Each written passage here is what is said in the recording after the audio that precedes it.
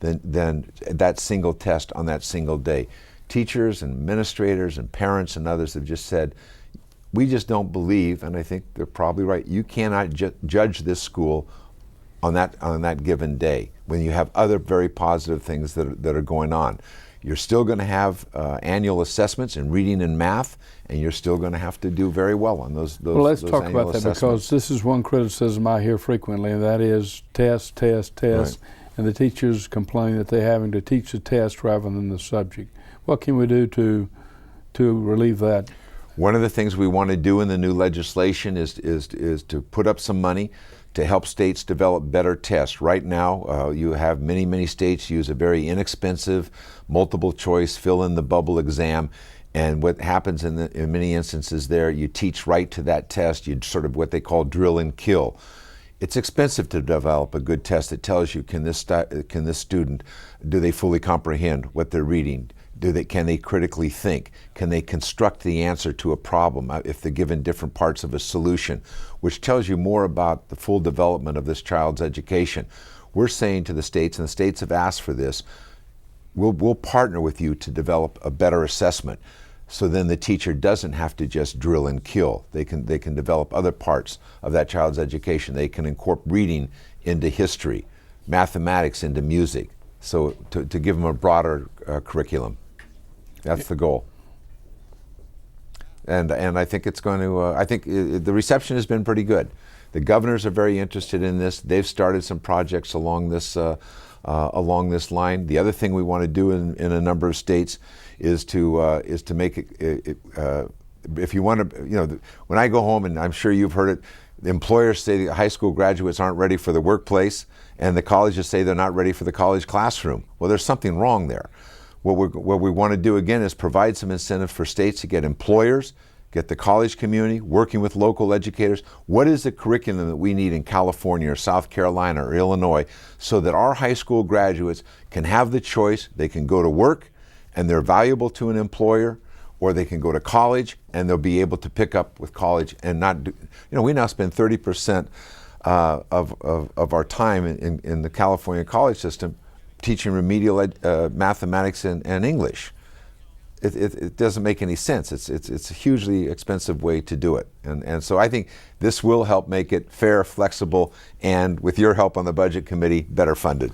Well, how do you make assessments of different schools across this continent as to which ones are up to par or striving to achieve the goals that we've set for them? Well, the states really make that determination. And I some heard states you say before Leave No Child was actually conceived or proposed that you've been on this committee the whole time you've been in Congress, and you had seen billions pumped into Title I, which you supported because it's for education of the disadvantaged child. And notwithstanding that, you couldn't measure, you didn't really have a yardstick to show what had been returned as a return on that investment. Right. And that's what we're doing now. We're measuring these students against these state exams, and are they showing proficiency? Are they showing competency on those exams? Before that, if the students didn't pass the exam, nobody raised any questions with it. The student was just passed on to the next grade, what we call social promotion. They were given a diploma they couldn't read. Under No Child Left Behind, you don't get to do that. And that's angered some people, it's embarrassed some schools.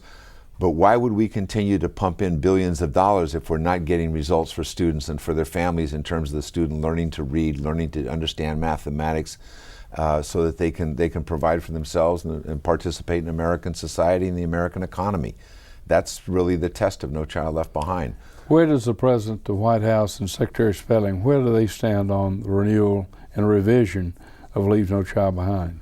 The President met with Senator Kennedy and our Republican counterparts at the White House at the beginning of the year, said it was very important to him to have this done. This is considered a big part of his domestic legacy. Secretary Spellings has been very supportive. We've had a number of discussions. I'm meeting with her again in a few days, and we're going to try to iron this out. We'd love this to be a bipartisan piece of legislation, as it was initially. But I think the President and the Secretary have got to understand that we need to make some changes here so school districts can make better use of the funds of No Child Left Behind. and I think make sure that it is fair to all students. We're still going to have rigorous standards, and we're still going to have rigorous accountability. And I think even the critics have suggested that that's been very, very helpful to schools to know how their students are doing. One of the issues you're approaching now as this program gets older is alternative schools for those schools that have not kept up to standards, haven't achieved the annual progress that they were supposed to achieve under the law. Right.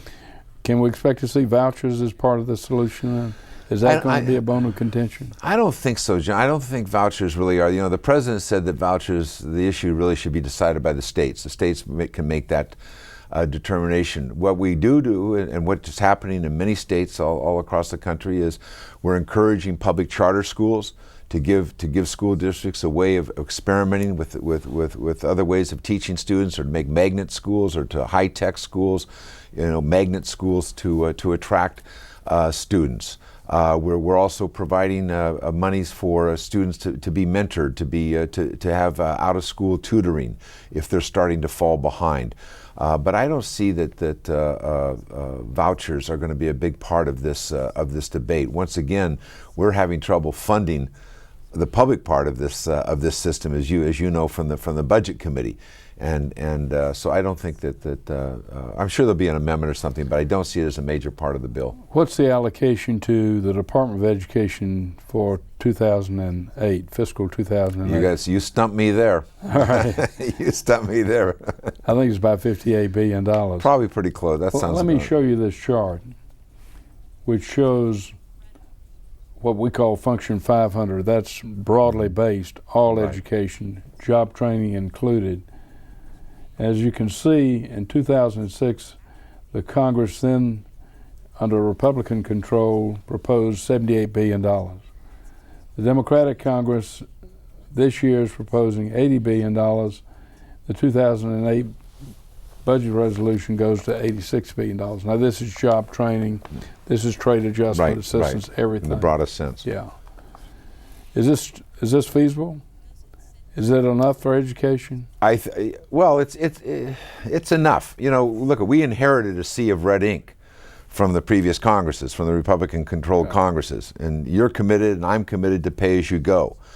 I think the most impressive thing that's been done is that we've shown the education community that we're prepared to reverse the trend lines. The trend lines under Bush were all going down. We've reversed those trend lines. We've strategically placed money in Title I in schools in need of improvement, in the data systems that school systems need, in assessments. So we're trying to build the infrastructure so that schools will be able to deal with the new legislation. And I think that's important. I'd love to have a lot more money because there's so many good things that we can do in schools, but I think when we inherited this huge debt, and I think we're on the right track with pay as you go. It's a tough discipline, and not everybody gets what they want. But I think the increases that we've seen in this Congress have bought us a lot of goodwill in the education community. What it caused you to do was go look for offsets. Right. But everything you wanted to add, you had to subtract something else. Right.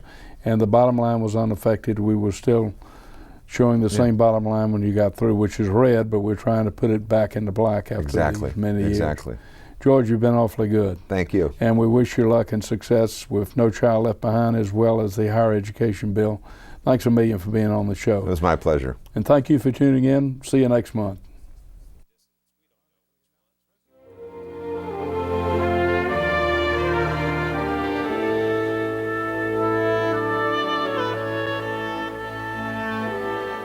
You can contact John Spratt at 5th District offices located in Rock Hill,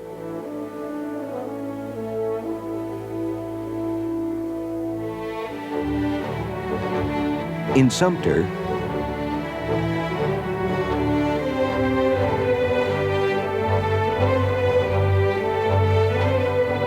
and in Darlington.